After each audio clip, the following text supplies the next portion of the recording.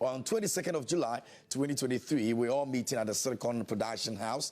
That's where the grand finale of Cues and Lyrics is going to happen. So please do come in your numbers and make sure you're voting as well. You know, and when you come through, make sure you vote as well. So this weekend, we're going to have a very last recap for the entire season. And so make sure you watch on a Sunday at 8 p.m. and get to see who exactly deserves to be the winner. With regards to, supporting whoever you want to support, yeah, that's okay. But, there are times that you watch some episodes and you feel like, wait, the one I'm supporting is good, but this one, it get vibe. Wow, I think, say, if I win the thing. I don't know how you're going to make that happen, though. But that's, what's going to happen on the 22nd of July, 2023, when we get to find out who becomes the winner of Cues and Lyrics. Cues and Lyrics says, bring on the music. All right, so let's get into the graphic, the daily graphic this morning and see what has been reported on the front page. There are a few others that will be getting into it as well before we eventually get to have a major conversation with the two political parties. But on the front page of the daily graphic, it says Kolebu team performs first kidney transplant, and the doctors have been captured on the front page of the daily graphic. That's really a good one. Kolebu team have actually performed the very first kidney transplant here in Ghana, and that's a good one. Away from that, Parliament legalizes weed cultivation for medicinal use. All right, so page 51 has got a story on the front page of Daily Graphic. You can read about it. Parliament has legalized weed cultivation for medicinal use, and the key focus is medicinal use. All right, so there's going to come with some regulations and all of that. Now, the big story over here says ECOWAS Court okays Agyapa deal. The Agyapa deal that we fought on over and over and over and over again. ECOWAS Court okays Agyapa deal, and it's got Godfrey Adame, Attorney General, and the Minister of Justice captured on the front page.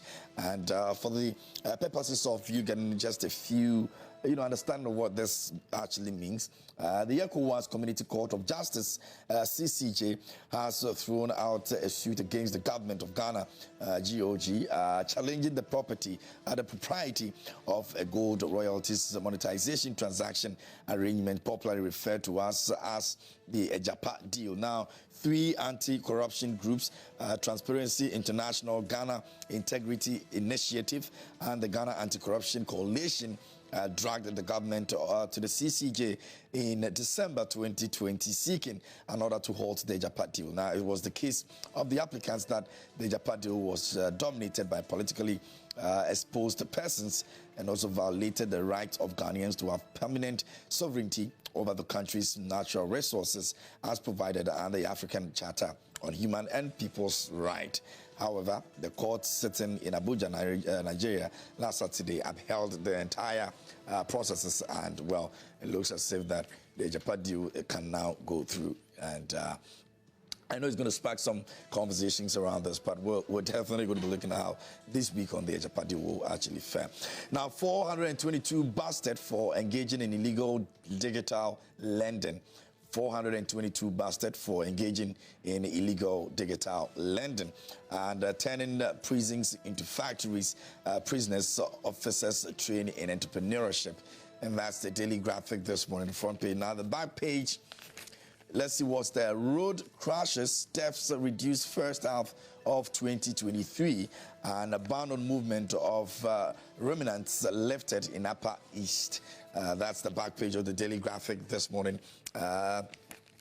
Let's get into the center page and see if we can find something also there. Africa must invest in early climate warning systems. WMO is speaking on that as well. And away from that, let's see if we've got other ones over there. On the regional spotlight, construction of Coronation Park dressing room progresses, receives massive assistance from club supporters, indigenous as well. And a downpour in Ho, heaviest in 3 decades. And we had that conversation here on this very show about the whole, situation. I think sometime on Monday, we had a conversation around that. We're hoping that, whatever it is, we'll be taken care of so we don't get to see these things happening again. Now, Daily Guide is here this morning. It says ECOWAS Court dismisses Agyapa deal suit and NPP clears 10 for flag bearer race. Over 400 illegal online loan operators arrested. And that of the issue of the flag bearer race, there's a leak, on the vetting process and how it ended. So how it started and how it ended. We've seen how it started. Now we have how it ended. We'll be looking at that also here on the show. And Opuni dashes to Supreme Court again. And Article 97 haunts NDC MPs. That's the Daily Guide front page this morning. At the back page, Kane Kino on Bayern move. Lionel Messi lands in U.S. for Miami unveiling. Drought Federation set for African tourney. And Al Ali dangle 100 million euro before Pogba. That's also at the back page. Now, in the middle page somewhere on entertainment, Nollywood actress Cynthia Okereke is dead. Nigel Gacy did not rape me, Miss Bell says so.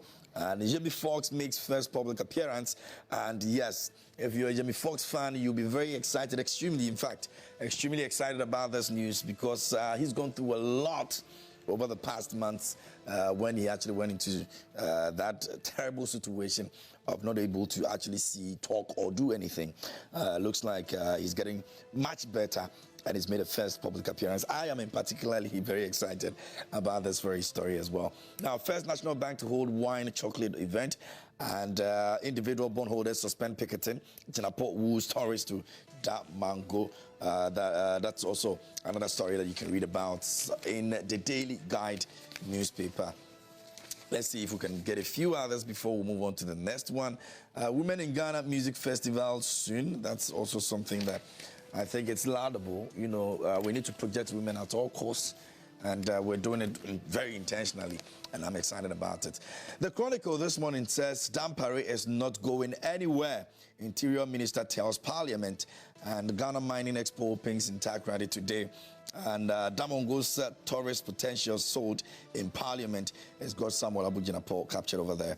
And government to restructure public enterprises. And that's the front page of the Chronicle. At the back page, it's got some sports. Aston Villa signs £33 million stories from Villarreal.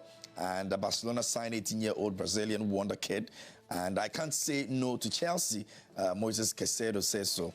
And Fulham rejects £25 million bet from Al Ahly from Mitrovic. Okay, so that's the Chronicle this morning. Supreme newspaper is here, and it says that fake loan apps, 420 suspects arrested by Yoko and Bank of Ghana. Volta Regional Minister pledges support to NPA. And Achim Nkrofufo, chief, donate girl dormitory for community institutes. And Napo named overall Africa role model in politics and governance. Lebanese ambassador receives a standing Ambassador of the Year award. That's also the Supreme newspaper this morning.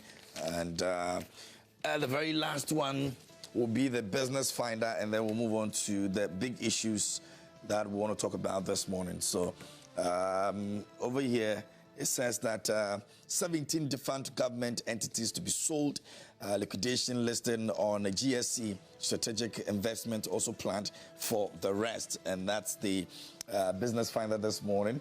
Damongo, best tourism destination, and looks like Abujinapo is really bent on selling Damongo very well. So if you have not visited the place, you really need to visit the place. And some of the inside stories we have over here, let me see if we can get a few, and then we'll move on to the big issues. Industrial peace crucial, please. If that's a feature you want to read about. Uniting Against Cancer Trust Hospital shows the way. And that's also another one that you want to also read about.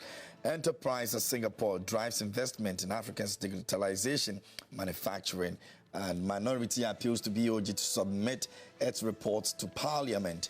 And lack of data on poverty worrying. That's another serious issue over there. Data on poverty. Anyway, That will be the business finder this morning and our last paper for this morning before we move on into the big issue. I'm still reminding you that Kiss and Lyrics grand finale will be happening on the 22nd of July. Next week, Saturday, we all go into the Silicon Production House. That's where we're going to have the very, very grand finale that a lot of us have been waiting and hoping that it happens. But of course, we're here. On Saturday, you know, the contestants do a lot over the weekend before even they have their appearance on Sunday. We're going to try as much as possible to bring you some diaries as well. So make sure you watch the diaries also and get to know what has been, you know, going on in the lives of these contestants. But the grand finale is on the 22nd of July. Please do not miss that. Attendance is free. All you have to do is to just make your way to the Silicon Production House. And yes, once you get there, we'll begin, and then you keep voting to make sure your favorite becomes the winner at the end of the day. All right, so let me introduce my guest in the studio this morning, and then we'll move on to the issues that we'll be looking at today here on the show. Now, Godwin Agyapa is in here. He's representing the NDC, the National Communication Team member. He's here with us this morning.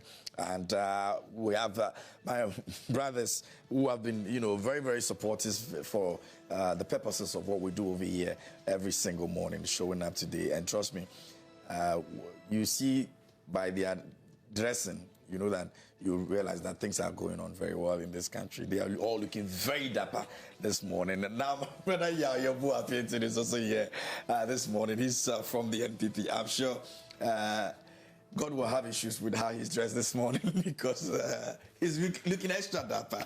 But gentlemen, good morning. How are you all doing? Good morning, my brother. You are doing great yourself. I'm good. You guys decided to put on black today, black suits today. How can that be possible? That's a black and that's a black. Yeah, it's just unfortunate. Coincidentally, we happen to be putting. Why is it unfortunate? Because we never spoke.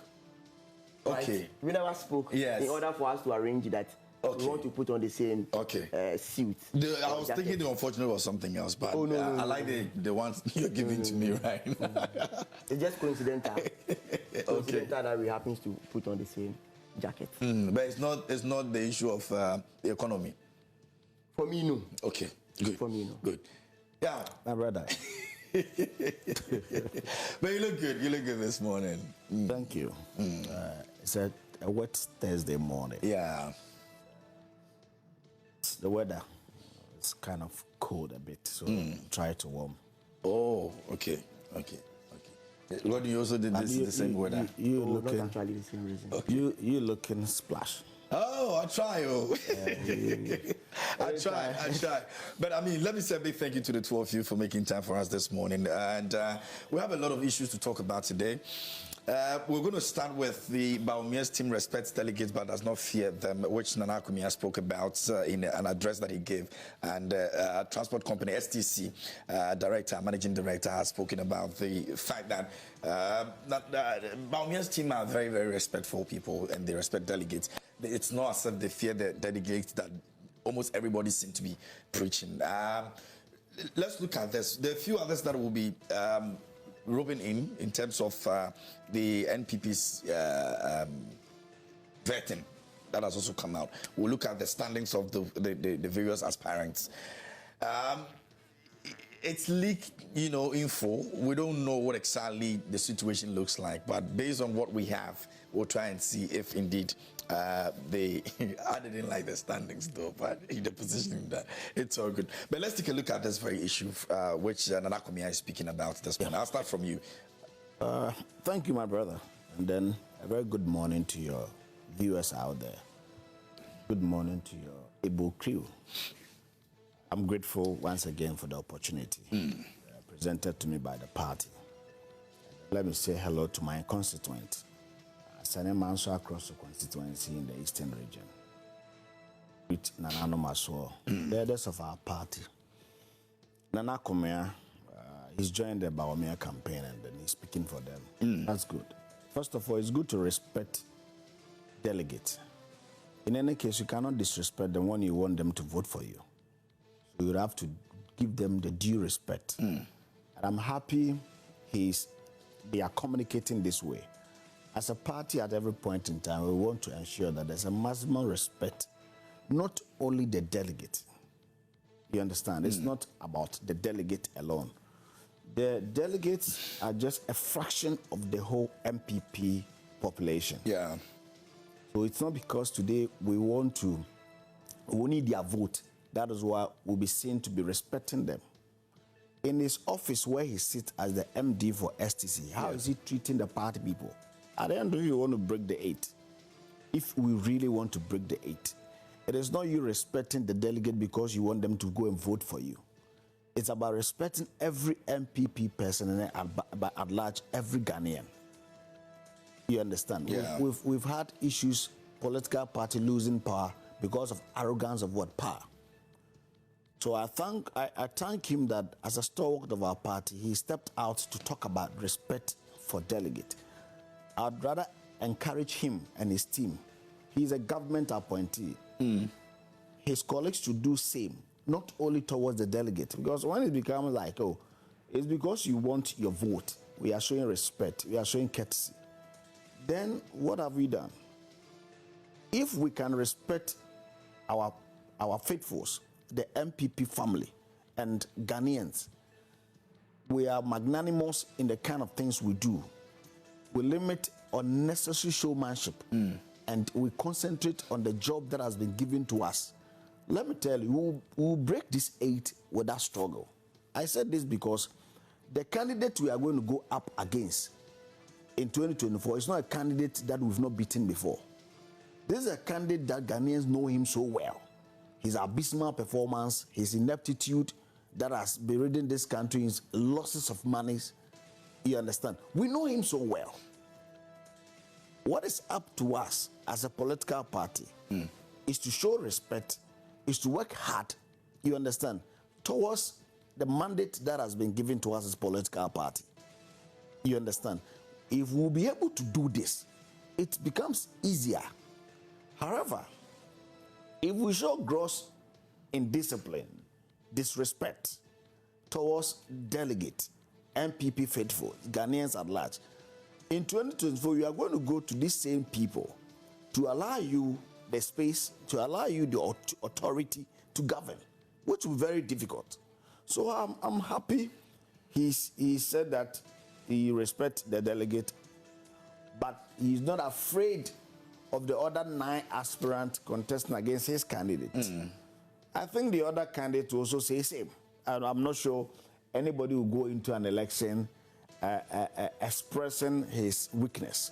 But it's not a case of I'm just being humble because I know what delegates can do. That is what I just said, that it shouldn't be. He's an MD. It's just playing safe. Yes, he's MD in a public institution, the State Transport Company.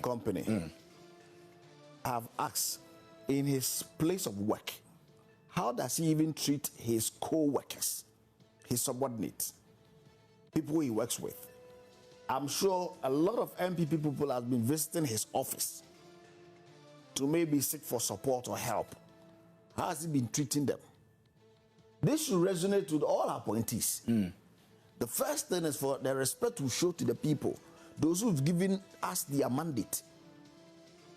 You understand? When you go to government agencies, people will travel from far and near just to come and assess. Are you accessible? Your accessibility shows how much respect you have for the people. It's not because today you need vote and you are touring Ghana, and because you are going to them, you tell them I respect you. But that's mostly the case. So I'm advising. I'm also extending my voice to it that look, let's go beyond the peripherals. Let's do the needful.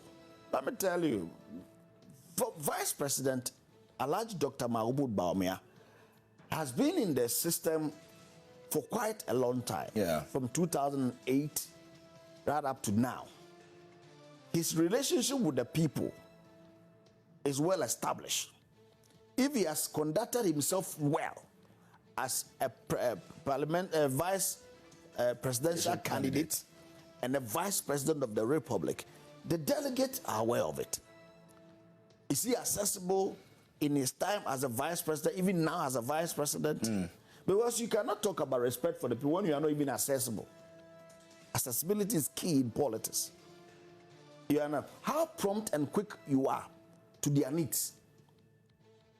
You understand? Yeah. So it is not now that because you are looking for their mandate in all parlance, Ubaya Kroko de John, you would want to pretend to be seen that you really care about them.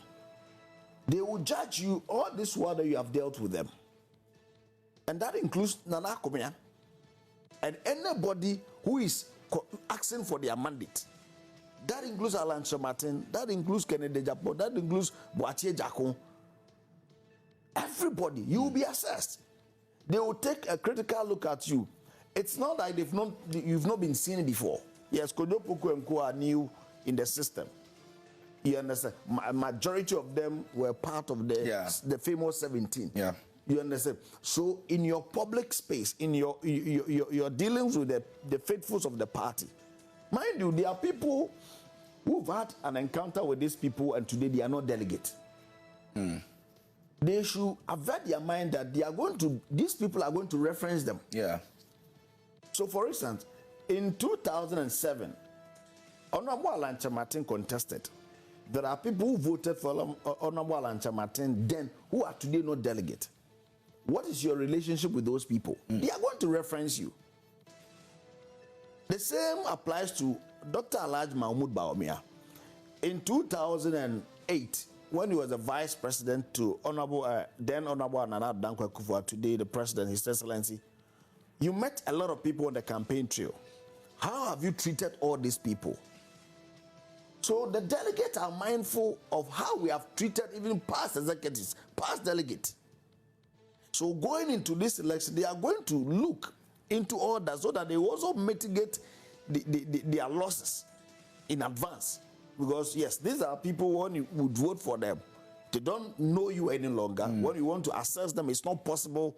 And let me be quick to add. Okay. People around this candidate, aides, personal assistants, and co. Their relationship with the delegates, sometimes they are very, very uncalled for. They show all gross disrespect and all that to delegate.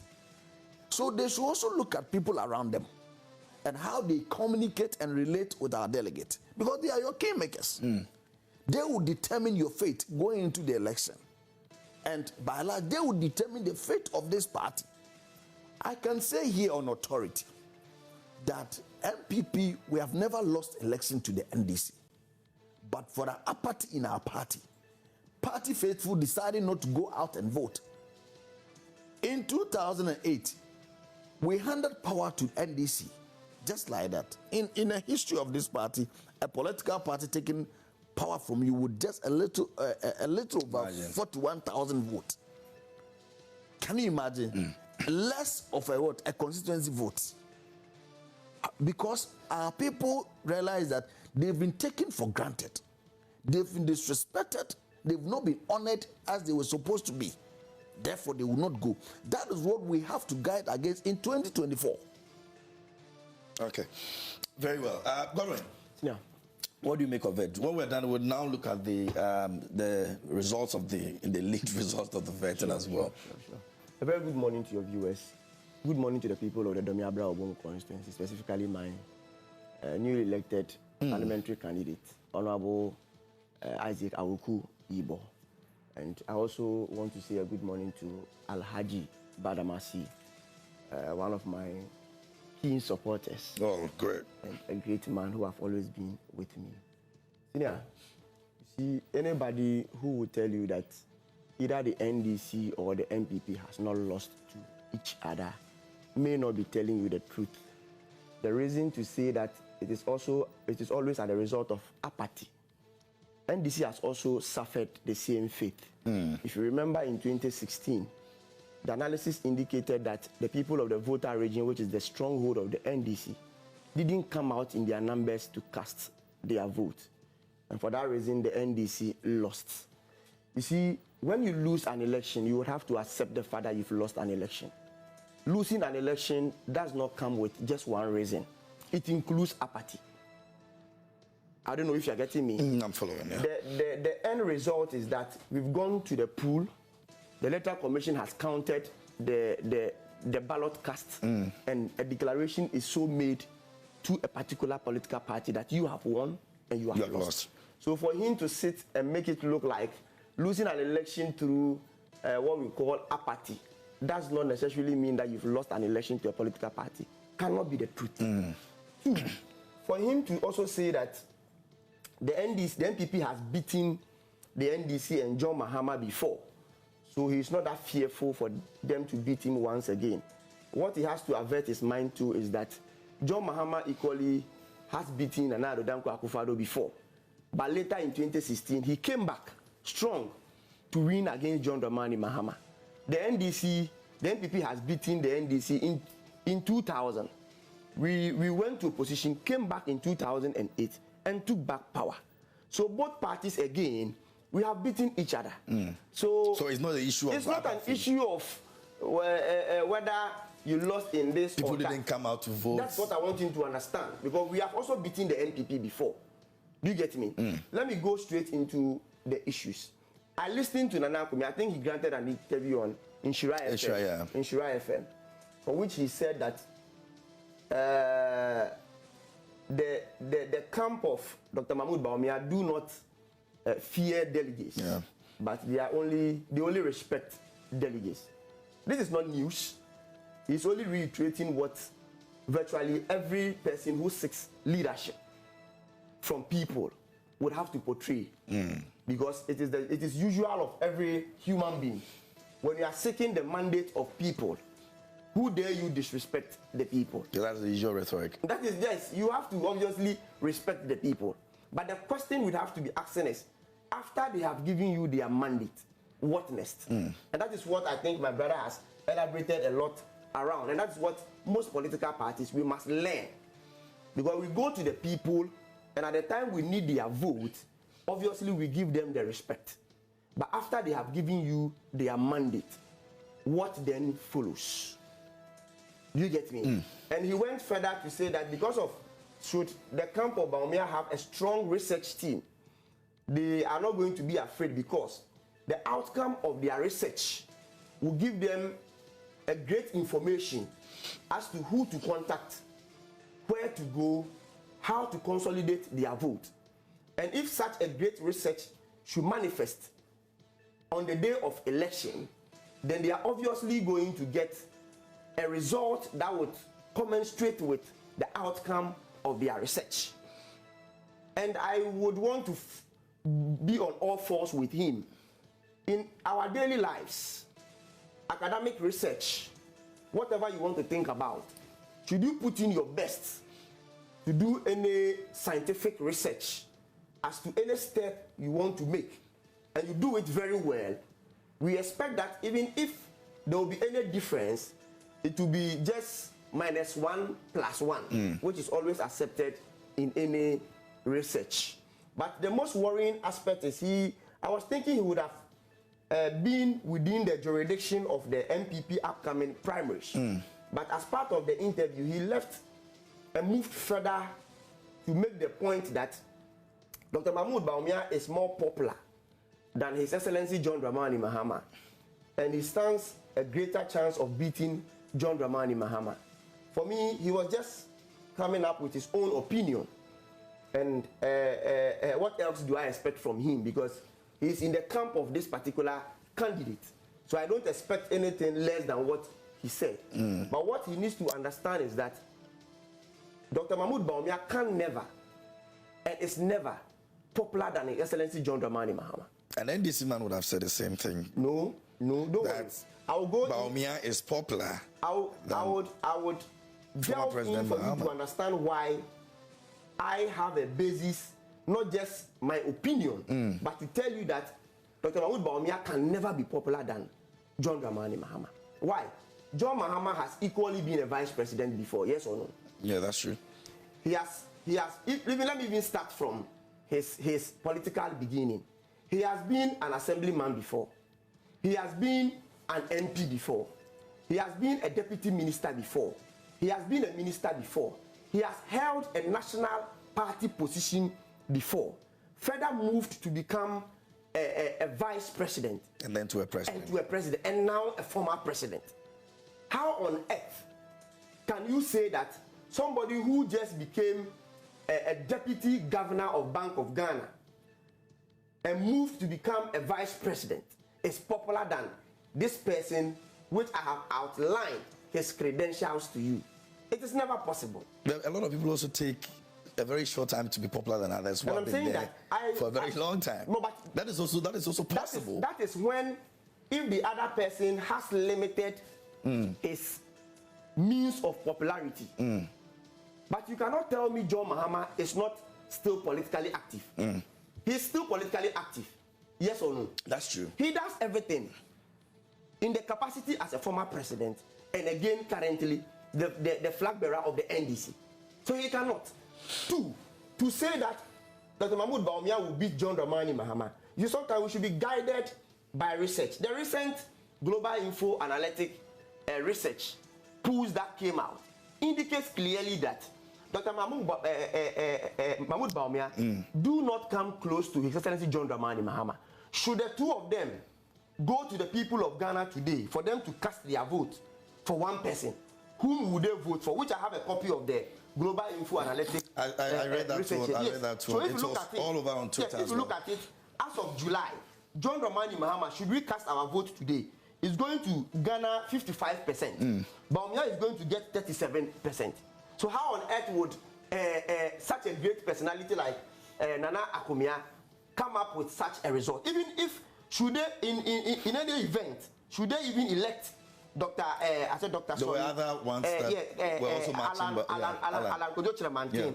Alan is, John Mahama is going to get 54%, and Alan is going to get 39%. So there is no indication that Bawumia is going to beat John Mahama. And let me even tell you, when you even compare the two results of Dr. Mahmoud Bawumia and Alan Chiramantin, when you compare John Mahama with Dr. Mahmoud Bawumia, Bawumia had 37%. Comparing Alan with John Mahama, Alan had 39%. So even if you look, should I go by this particular Global Info Analytic result? Alan is popular than Alan Bawumia. is even more popular and even threatening to the NDC than even Dr. Mahmoud Bawumia. So where is he getting his figures from? They are the people who always make the assertion that let us use data. Now there is a critical and scientific research that indicates that Bawumia comes no close to John Dramani Mahama. Let me even tell you. See, Dr. Mahmoud Bawumia has been a vice president for close to 8 years now. John Mahama was a vice president for just 4 years. Yeah. Let us compare their records. When John Mahama was the head of the economic management team, we recorded the longest single-digit inflation in the history of this country. Yes or no? Under John Dramani Mahama as the head of the economic management team, we recorded single unemployment rate. Today, unemployment rate is hovering around 13.5%. When John Dramani Mahama was the head of the economic management team, what was the exchange rate? The same vice president told us that when the fundamentals are weak, for you to assess any strong economy, we must use the exchange rate. So when John Mahama was the head of the economic management team, what was the exchange rate then and now? These are the things we have to be comparing and ask ourselves, what was the economy? What was the living condition of Ghanaians when John Mahama was the head of the economic management team? Under John Mahama, we were not buying fuel today more than close to 20 Ghana cedis. There's been a global crisis. What is global crisis? I have sat here and have told you before that a crisis that they always cry over is the same crisis per their own finance minister gave this country over 21 billion. Over 21 billion. And they spent from them with all the expenses they made around COVID, cost this nation around 11 billion. That means that the money we needed as a country to be able to hold the shocks of this country was just 11 billion. But we had in excess of 10 billion, which that 10 billion came to support the budget of this country. So how on earth can COVID be a problem when COVID gave you in excess of 10 billion? In the year 2021 and 2020, per the finance minister's own record, our tax revenue, we had in excess of our target in terms of tax revenue. So how did it affect us? How did it affect us? I don't know if you have read the Auditor General's report on the expenses made with regards to this COVID funds. Yeah. Look at how they wasted the COVID fund. Look at how they were just looting the COVID fund. Then you come and sit here to tell me COVID is an issue. Let us take. You see, let me even drop a conclusion. Yeah, and wrap up for me. When you were speaking, I never came in. No, you are not a moderator. No, but I like the fact that he has been very quiet. No, I agree with that. You know, he has been very quiet. When he was also speaking, I thought you had overgiven him the expected time. But later I realized that you are the moderator, you are the one looking at the time. So you should be calm and allow wrap up for me, God willing. Let me get even when you look at the year before COVID, the year before COVID, the indications still don't come close when John Mahama was the head of the economic management team. In conclusion, all what I'm saying is that whoever the MPP will present in 2024, the NDC will beat that candidate. Because there is clear indication that times are hard. Just yesterday, I was watching one of the sister stations. Food inflation has gone up. I hope you are aware. Yeah. Food inflation has gone up. Particularly tomatoes. We are importing over 800 million worth of tomatoes into this country. But the finance minister is confident that the rest of the money from the IMF would even help cushion us more. No, they have told us they've used it for budget support. For budget support. Yesterday, the simple question a friend of mine asked me after watching this food inflation on TV3 was that what do I make of the planting for food and jobs? We have planting for food and jobs, but today food inflation is gone. Okay, so we'll move to the next issue, all, but do it quick for me, and then we'll look at the results, the league results, and how it's standing. This platform, it's one huge platform that will come here to contribute to the platform. Whenever we're on this platform, information we put out here should be apt and accurate. First of all, he made reference to info, data analysis, whatever. The global. Please, do you know when last was they are publishing? This is a very recent. No, but for this, let me finish. When you listen, you can respond to it. So when last was their findings but for this? Okay, so in essence, what are you driving at? What I'm saying is that how long, like you want to know series, sequential, their works. Okay. Before the recent let's one. ascertain their credibility first of all. That's what I'm saying. Because I can equally sit in my living room, you understand, and publish anything. I like the way there is an academic person that talks about research. This particular research is referring to what was the sample size? You understand? How consistent are this information they are putting out there? You understand? It's very, very key. So we just don't, you find party cronies sitting in their bedroom and then they want to be mischievous. They put out unsustainable facts. And then you come and sit on a huge platform like, what's the name?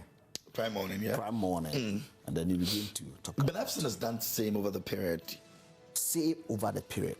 Which are all research-based. Consistent. Just like... We can, in Africa, even though of late is getting it wrong and all that, but we've looked at, I think when Benefsin started his research with respect to election way back in 1994, it's a consistent thing he's been doing, you understand? So there's that credibility. You could go wrong. Are you getting it? Now, second, we have to do with popularity.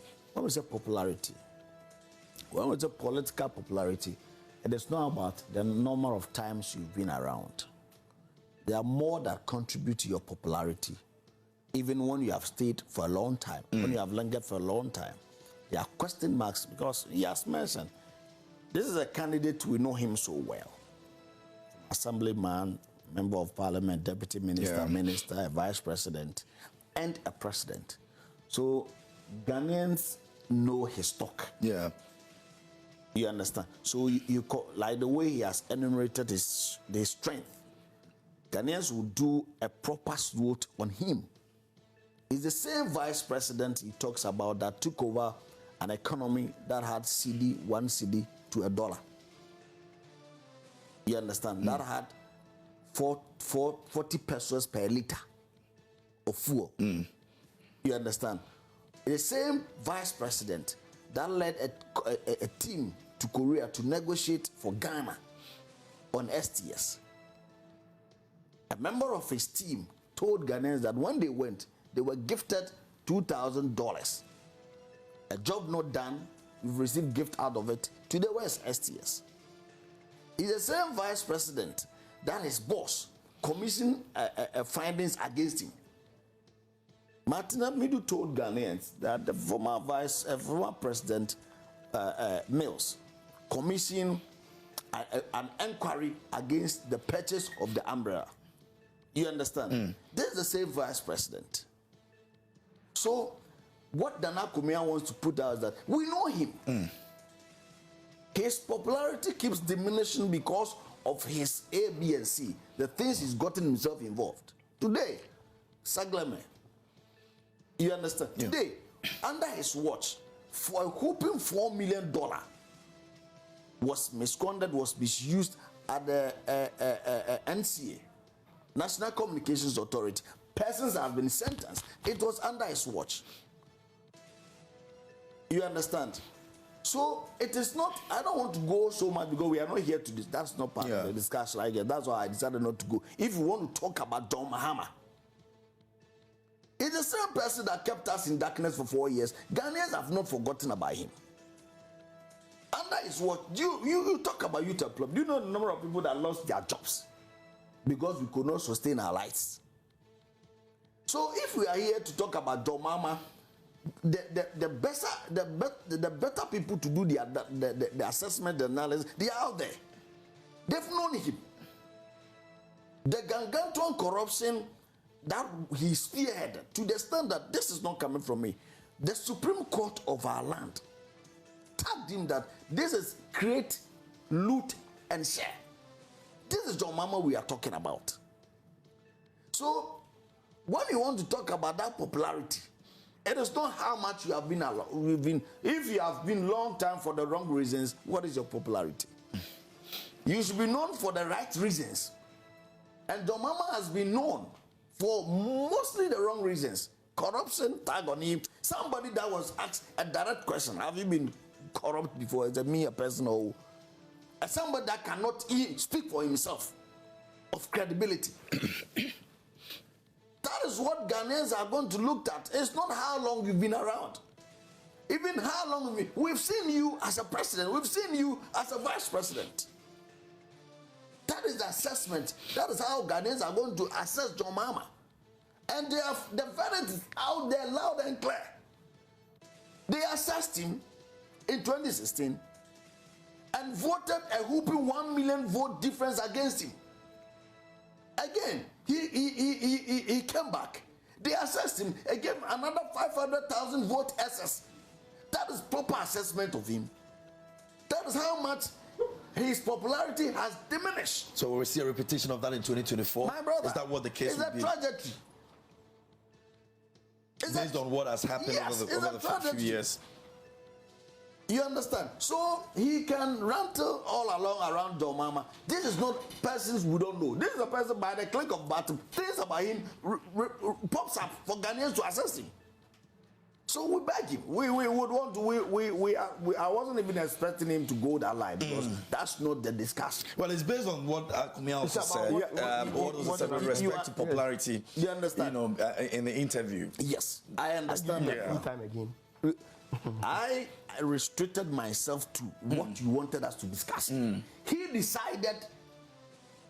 You understand? Yeah. Because you moderate the show. He decided to go into things that were not. Did you mention all that here? He decided for his own reasons. You understand? Yeah. So when it comes to John Mahama, it is not that Ghanaians don't know him. It is not that he's conjuring a new magic. We've known him too well. Like the way he has explicitly stated his credential. So you should have mentioned the negative aspects of I know you won't be here to do that. But I just avert his mind to the way he was talking about figures. I wanted him to also appreciate the fact that he took over as a vice president, when we were buying litter for 40 pesos, less than a cedi. He took over a cedi to $1, 1 cedi to $1 in 2009 when he became the vice president. He should have been candid with his facts. You understand? Then you present to the greater majority of people to be considerate in their thinking. But when you want to obscure it and make it look good for yourself, look, the greater majority of Ghanaians, that's why I've indicated, knows him very well. And they will do a proper analysis again of him. Okay, so let's try and link this one to the conversation we're having right now, which is the issue of the leaked results. I'm trying to see if we can project that, but then let me just go through the names. You will not be fair to me if we have to jump to the next. Like I always say, Godwin, like I always say, if we want to base our argument on one topic, I agree with you entirely, but you see, I'm giving you an answer to your question, so let me answer you. But the problem I have is that you answer that. No, you spoke first. Godwin, I came in. Godwin, and then give you an opportunity. Listen. So if you want me to rebut, if I finish what I'm saying, to the second topic, if I finish what I'm saying, you understand. What I'm saying is that mostly when we have these conversations over here, for us to be able to move forward, some of the conversations are very much interrelated. They will definitely pop up again, one way or the other, which you make a case for. Right. So it is not something you are not going to answer. Don't worry. It will come up and you answer it again. Don't worry. So we're able to advance the conversation. So this is how the standings look like. It's a leaked reports from the vetting that happened last week. So Honorable Alan Chimantin had 96.5%. Honorable Boachi Jako had 82.35%. Honorable Kennedy Japan had 81.2%. Dr. Mahmoud Baumia had 78.3%. And Honorable Kennedy Japan had 78%. Now, Honorable Dr. Kunedu Apraku had 77.8%. Honorable Dr. Owusu Efri had 77.7%. Honorable Jogate had 77.4%. And Honorable Francis Ade Nimo had 76.2%. Mr. Kojo Poku had 75.2%. So this is how the report looks like, and it means that Alan Chimantin actually did the most. If you want to base on this leaked reports. Now, Honorable Boachi Ejako followed. Kennedy Japan also followed, and then Dr. Mahmoud Baumia actually followed in that regard. And then the rest. So we're looking at what decision the NPP will make on this, if indeed they're going to select the 5 people to say that, okay, from what we have gathered so far, it's only 5 people that are going to go for the polls when we go and vote for the flag bearership. I'll start with you, Godwin. From where your conversation is coming from, and Dr. Mahmoud Baumia, sitting right now with 78.3%, does it justify the popularity aspect you spoke about in terms of John Dramani Mahama? Okay, so before I delve into this particular topic, I want an opportunity. You see, my brother spoke about Dumso, and before he came into the second bit of his conversation, then you'll have to be brief on that for me. We have other two important issues to talk about. He tried to admonish us to be factual and speak to issues. Which government in the Fourth Republic hasn't experienced Dumso before? Rawlings did, Kufuor did, and all the other presidents as well. The question one will ask is, when they were confronted with Dumso, what was the solution? I remember then, I was born and bred in Akosombo.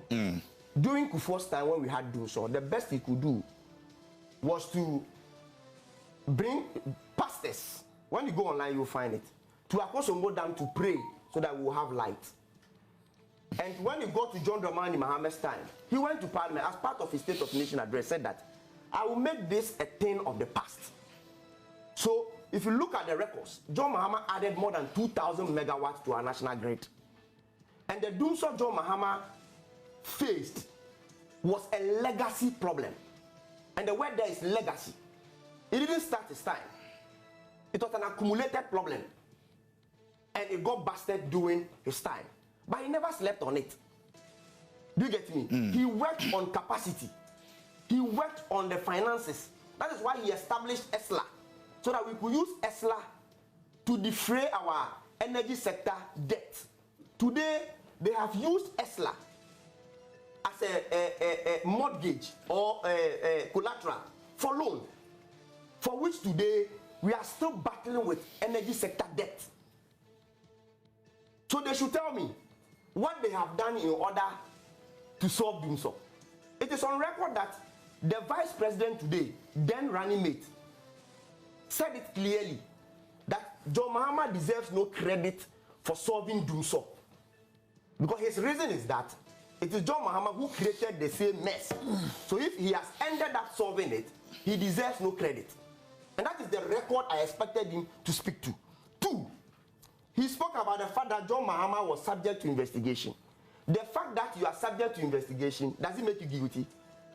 Until proven so. So what he should have been telling us was the outcome of such investigation. If indeed he was found culpable or not. It is not about the mere fact that you were subject to an investigation. And that is what he has to avert his mind to. Okay, the so third point is on the info. Which will be the last one? Yeah, I don't have a problem with that. Which will be the last one. You see, Global Info Analytics, as an institution, it's a reputable institution. They try as much as possible to come up with a research virtually every year. I have read that of their 2020, April and July. I have read that of 2023, April, and the current one, July. Yeah. When we were going to Kumewu, Global Info predicted MPP to win Kumewu. Did he get the opportunity to discredit Global Info? The one from Benefson? No, Global Info. Okay, Global Info. They Okay. predicted. Discredit anybody here. I'm not saying that. You are saying that. No, have I? No. First of all, no, this has to do you're with talking my about. Yes, but the issue is. No, you're talking about. This has to do with my person. I'm coming. I have Don't worry. not- I will explain so that you understand. I have not ridiculed. No problem. No, it was not ridicule. You were only questioning the credibility of it. Yes. So it wasn't a ridicule. No problem. It wasn't a ridicule. But I want him to understand that it is an institution that has been there for long. Fair enough. Which he accepts, right? Don't worry, they have been there for long. They have been working, they have been predicting. I agree with him that as for research and prediction, you may not get it at all times. I agree with that. But I'm saying that when they predicted Kumewu a win for them, I never heard any of them asking these questions.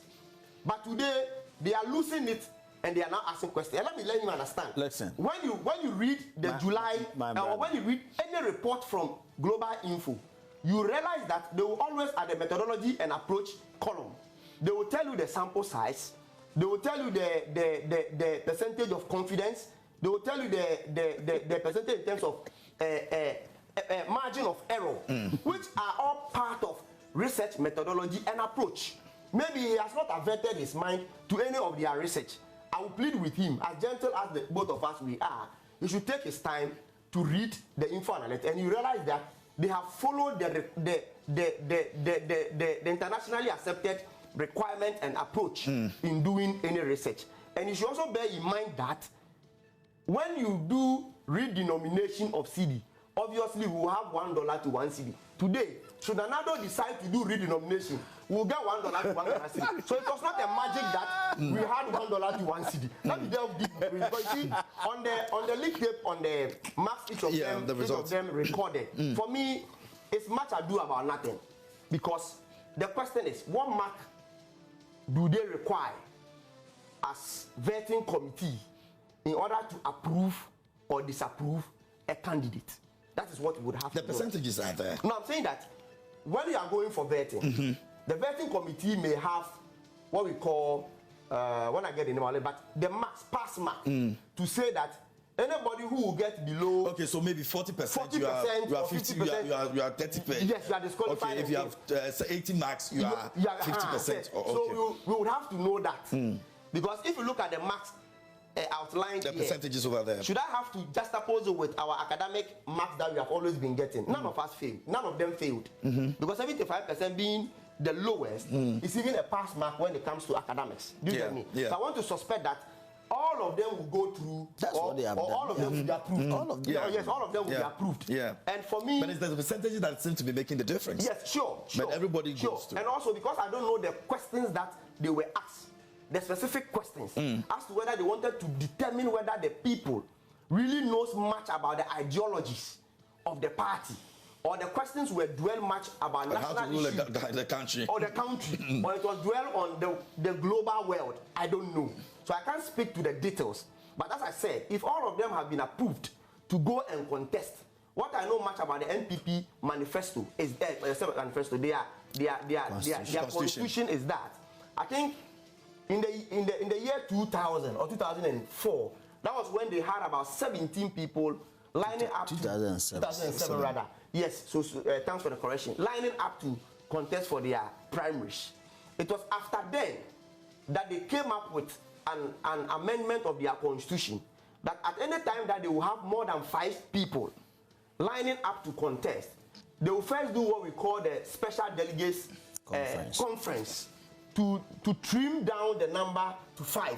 Then after they've now gotten the 5, they will now move to the general delegates conference to now elect the first person. Yeah. But history within their party has also suggested that most times, even after they have trimmed to the first 5, you will see some individuals looking upon the marks they have attained in the Special Delegates Congress can say that I won't go again. I want to throw all my support to this person or that person. So eventually they may not even have the required 5 people contesting for the General Delegates Conference, because some may fall as based on the results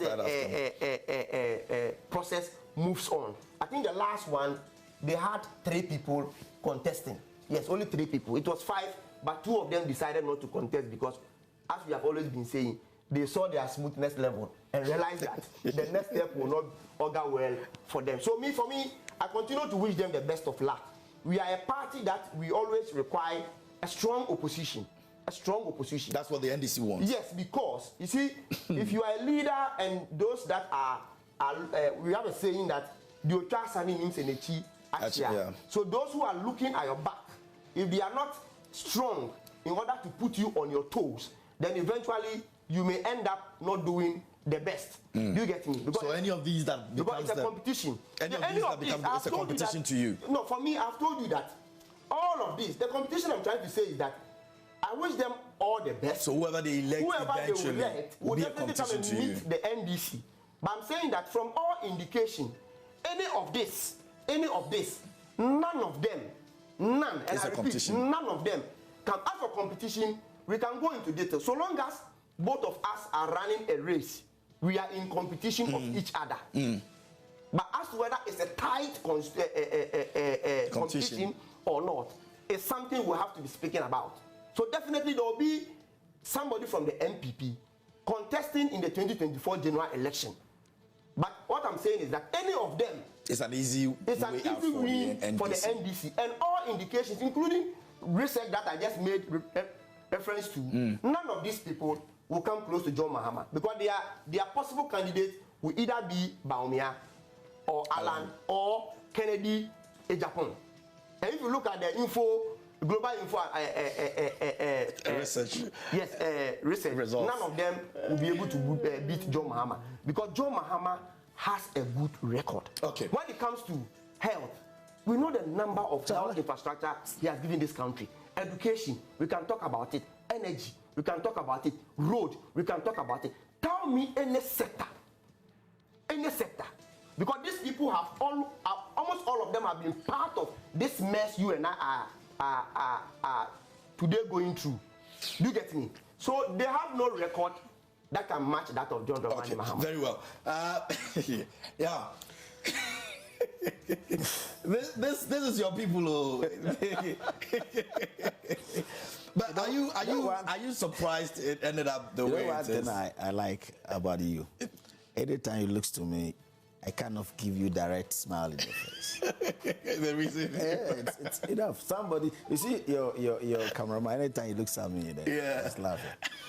I like that. Let me pat him in the back. It's not difficult presenting John Mahama. It's difficult presenting John Mahama. See, he said it's not difficult. That's what I'm saying. It's not difficult for them. It's not presenting John Mahama, because that's what they have.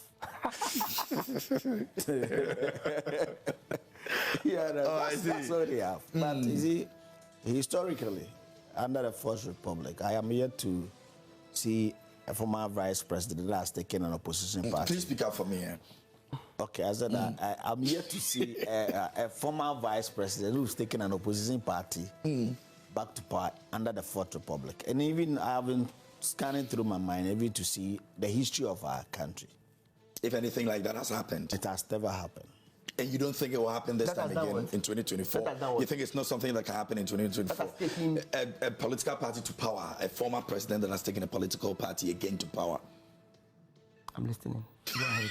Go ahead. I'll come in, don't worry. So for us, it's not, with the NPP, we have stated our claims.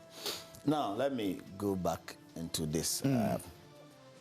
I think per the information out there, all of them qualify to contest on the tickets of the.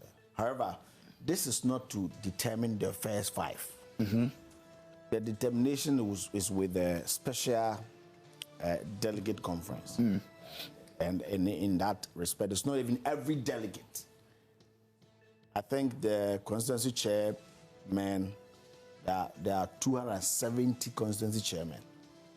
And then regional executives, national executives, as a few, they are not even more than 2,000. They are going to determine the fate of this 10 as to who qualifies to go through. But let's also acknowledge the fact that some of them has distinguished their stock. You understand? Yeah. I don't know how credible this is. Yeah. Because I think this is coming from News Africa. You understand? And I don't know how credible this information. Mostly, I look at the credibility of the information before I am tempted to comment. But if this is anything to go by, what it means is that Honorable Alanche Martin has distinguished himself because to Ghana's 96.5, that's 97%. And you can see the margin from the second person. I mean, yes, that is 97%. Yeah. Almost excellent. It means is that he was able to impress the vetting committee, which is a plus for him, followed by, I have always no doubt Boache Jaco's capability. Oh, okay.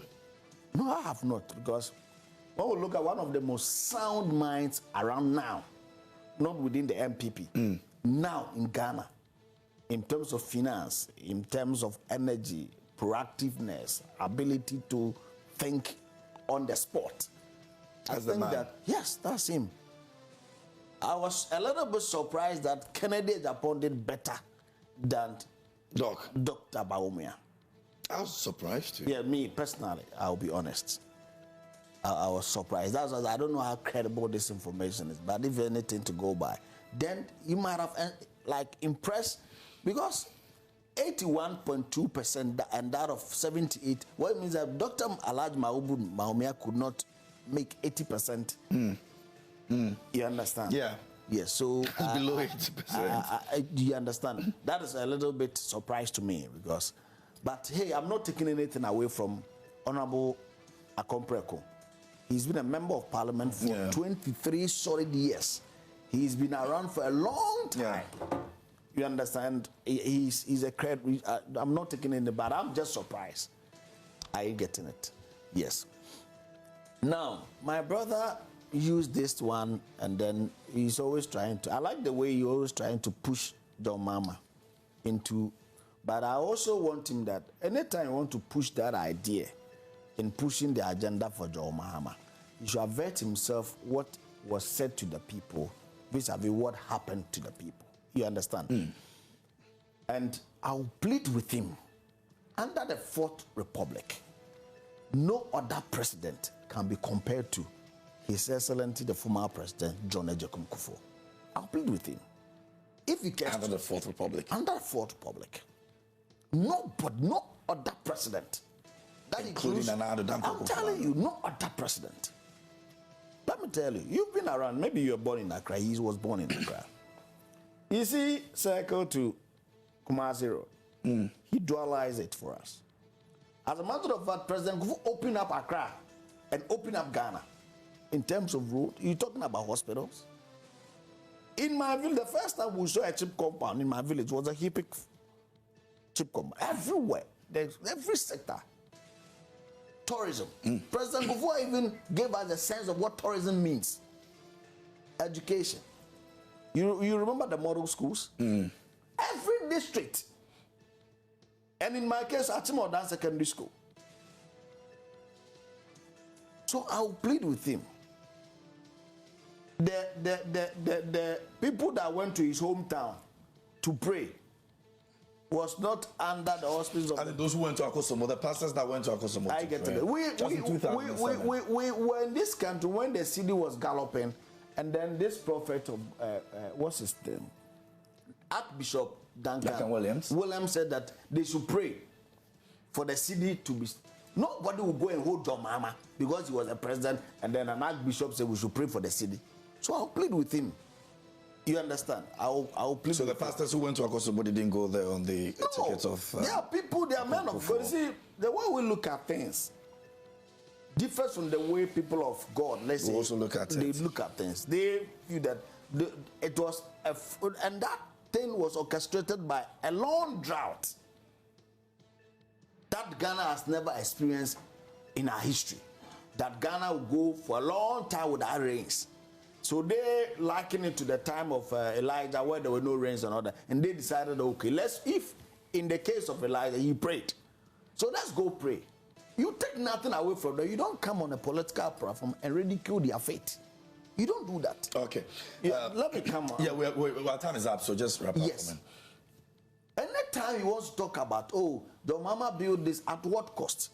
He renovated an existing hospital for a whooping $360 million. Akufo-Addo has built a regional hospital with more beds in Koforidua for $80 million. His former president, he renovated an existing hospital for $360 million. So it is not about you coming to tell people that I have done this. At what cost? You have to look at the facilities as well. How many beds? He's referring to Ridge. Yes. How many beds? That hospital is making reference to comes no close to Ridge. Ridge is one of the best hospitals in West Africa. In terms of I had opportunity of touring the place. You can in just terms of when it was renovated. Let's look at the content, the facility, and what the hospital comes with. It's not just a mere mentioning of he built this with this and built this with that. Is it comparative Can never be compared to Ridge Hospital. So I'm coming. Yeah. Ridge Hospital is how many bed hospital? Is of what standard? In Ghana, we have teaching hospitals. We have regional hospitals. It's a regional hospital. Ridge is a regional hospital. Koforidua regional, what is it? And what capacity? He's talking about content. What capacity? The capacity in Koforidua is 400 bed capacity. What is Ridge? So please, I'll plead with him. See that Ridge is one of the best in West Africa. Koforidua Hospital comes no close.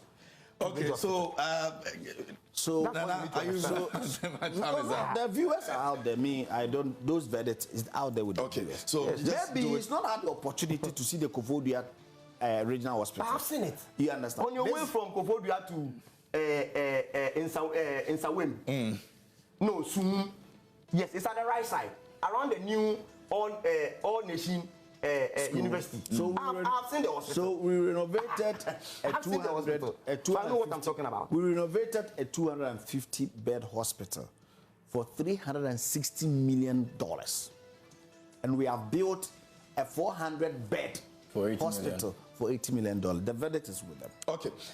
Many thanks to the two of you for coming to this morning. Godwin Agyapa Mahama is the National Communications Team member of the NDC, and I had Yabua Apienting also joining us this morning from the NPP. He's also a very, hard-working man in the Eastern region. He's doing so much over there as well. Actually contesting an election. Oh, yes, absolutely.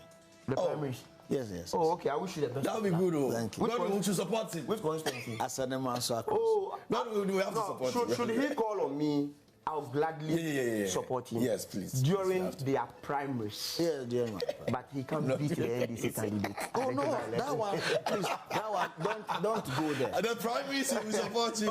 Once you support me to win the primaries, automatically you put me. Within your internal election. Oh, that's fine. Yes, you may be the best. But when it comes to the I am the best. You don't expect me. No. I'm not saying they come and support me during it. No, that would be betrayal. All right, so that'll be our conversation for this morning here on the show. Many thanks to the gentleman for coming to it.